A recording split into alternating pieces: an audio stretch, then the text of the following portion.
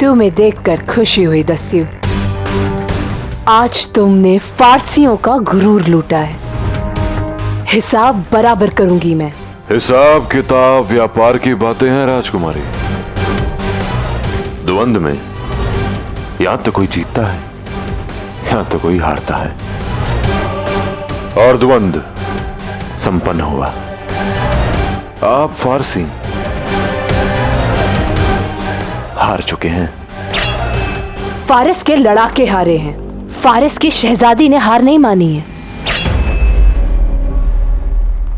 बार बार हारोगी तो हार मानी जाओगी,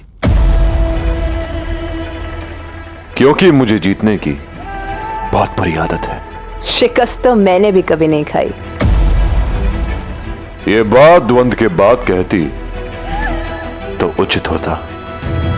देखते हैं, अगर तुम जीते तो जो कहोगे करूंगी। तुमसे क्या कार्य करवाना है सोचना पड़ेगा, और बेकार के सोच विचार में मैं समय नहीं गंवाता।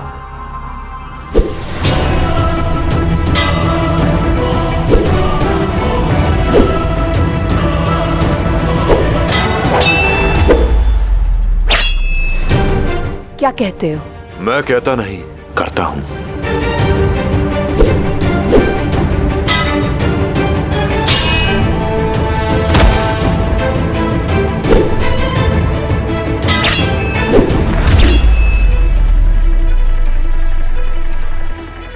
अब स्वीकारती हो अपनी हार? अभी मैं निहत्ती नहीं हुई हूं। तो तुम्हारी ये इच्छा भी मैं पूरी कर देता हूं।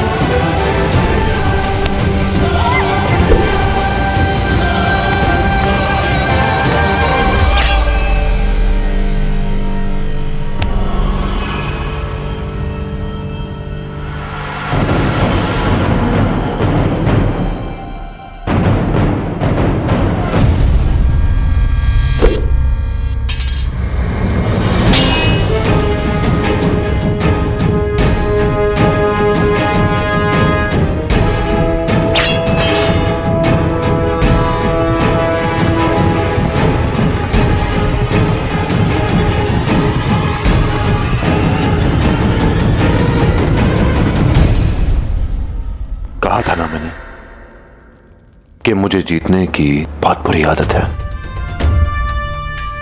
फारस दोबारा भारत से हार गया।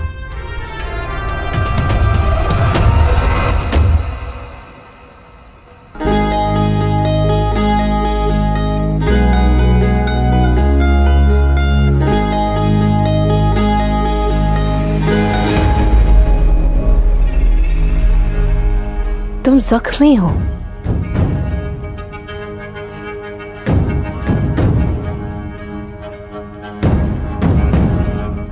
आओ मेरे साथ, तुम्हारा इलाज जरूरी है। बड़े विचित्र हो तुम फारसी। घाव देने आई थी, उपचार करने जा रही हो। फारिस के बारे में तुम अभी बहुत कुछ नहीं जानते हो। फारिस दुश्मनी निभाना जानता है तो दोस्ती भी।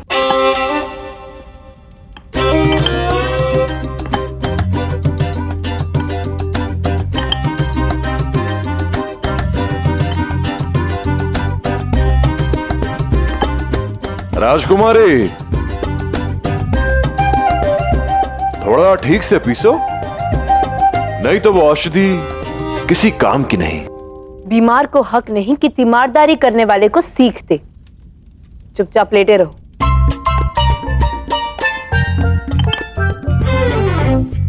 वैसे पहले कभी किसी के लिए औषधि बनाई है तुमने? नहीं, लेकिन तुम भी तो मुझे अपनी किसी दासी को मेरी मदद के लिए बुलाने नहीं देना चाहते ना।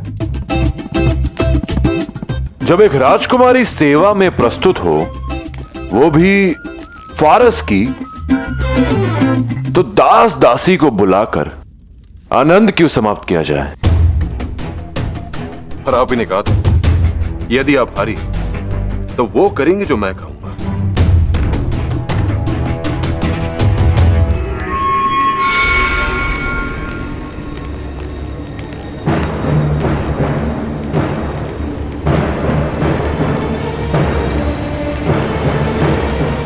हमें दृष्टि बनाए रखनी होगी। सुना है वो दस्यु महल के पीछे से जाते हुए देखा गया है और उसे चोट भी लगी है। वो अधिक दूर तक नहीं गया होगा। चलो।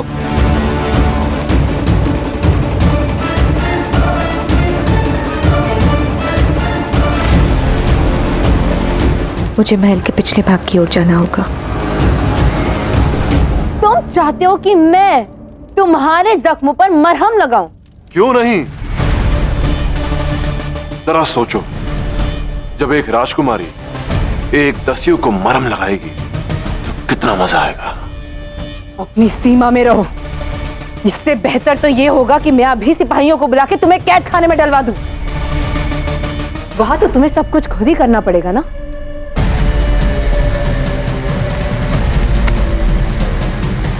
लो और अपने जख्मों पर खुद ही मरहम लगाओ।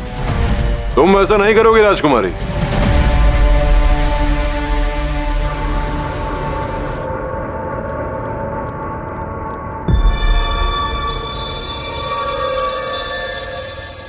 तुम हो तो एक फारसी, पर बाकियों से थोड़ी अलग हो। जो राजकुमारी रणभूमि में हम भारतीयों को हारता देख उत्सव मनाती है, वो बोला एक भारतीय दस्युओं की देखभाल क्यों करेगी? उसके लिए मरहम क्यों बनाएगी? वो तो मैं तुमसे तलवारबाजी में हार गई थी, बस इसलिए। हम फारसी कभी अपनी जुबान से पीछे नहीं हटते। अब बताओ क्या चाहते हो? मैं वो काम पूरा करती हूं, उसके बाद तुम जहन्नुम में भी जाओ, मुझे फर्क नहीं पड़ता।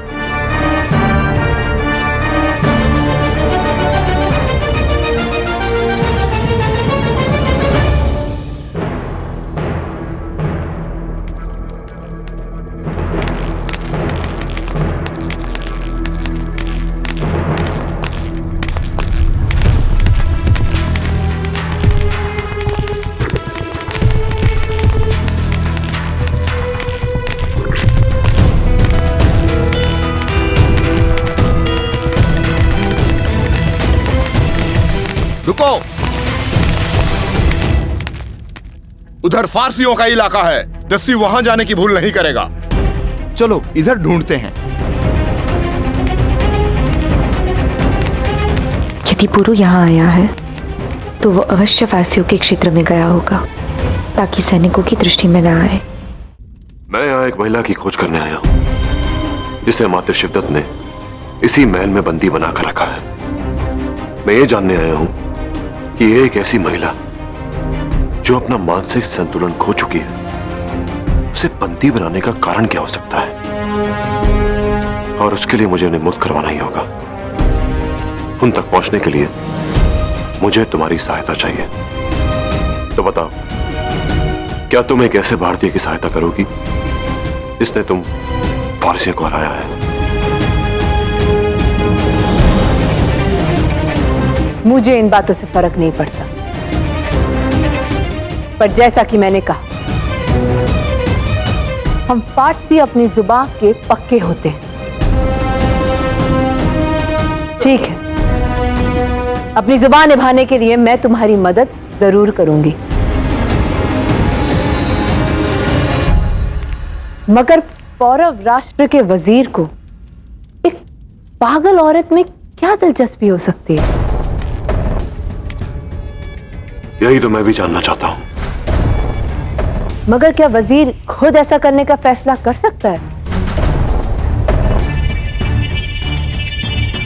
कहना क्या चाहती हो तुम?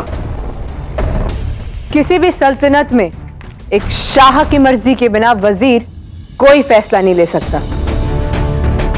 और जहां तक मैं शाह बमनी को समझी हूं, उनकी मर्जी के बिना तो इस सल्तनत में एक पत्ता तक नहीं हिलता है। मुझे नहीं लगता कि महाराज बमनी का इसमें कोई हाथ हो भी सकता है। और हुआ सुना है मैंने अपने वालिद शाह डराए से। शाह बमनी ने वर्षों पहले एक शहजादी से शादी की। नाम नहीं याद आ रहा है मुझे उनका, पर उनकी मौत बड़े ही अजीब हालात में हुई थी। उनकी लाश तक नहीं मिली किसी को। कहीं ये औरत पौरव महारानी तो नहीं?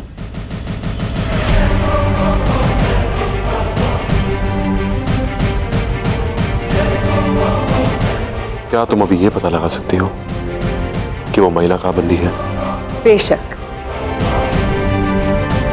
मगर उससे पहले मेरी एक शर्त है। क्या? पहले मैं अपने हाथों से तुम्हारे जख्म पर मरहम लगाऊंगी।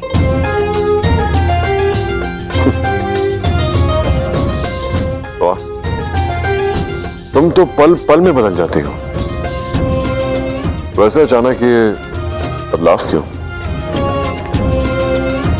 क्योंकि जो शख्स एक अनजान की जान के लिए अपनी जान पर खेलने को तैयार हो, वो इस तीमारदारी का हकदार है।